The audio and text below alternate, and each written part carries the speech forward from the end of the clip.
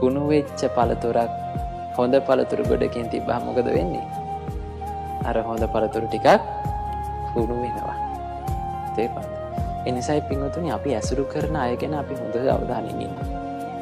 තේරුණාද? අපිට hina වෙන හැම මිනිස්සෙක්ම යහපත් මිනිස්සෙක් නෙමෙයි. නේද? ඒ අය නිසා හොඳට බලන්න. මේ කෙනා නිසා මගේ ජීවිතේ ගුණධර්ම කියන දේ පිරීලා යනවා. එහෙම පිරීලා යනවා නම් බනින්නේ නැතුව නේද? තරහ වෙන්නේ නැතුව මොකද වෙන්නේ? ටික ටික දුරස් වෙනවා.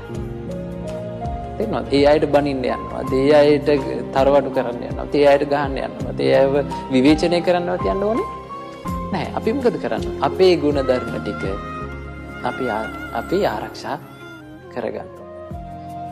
හුළඟ නවත්තන එකද ලේසි, පහන නිවෙන එක නවත්ත ගන්න එකද ලේසි?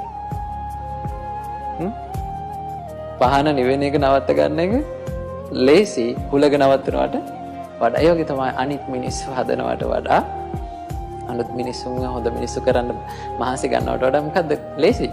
තමන්ගේ ගුණ ධර්ම ටික තමන් ආරක්ෂා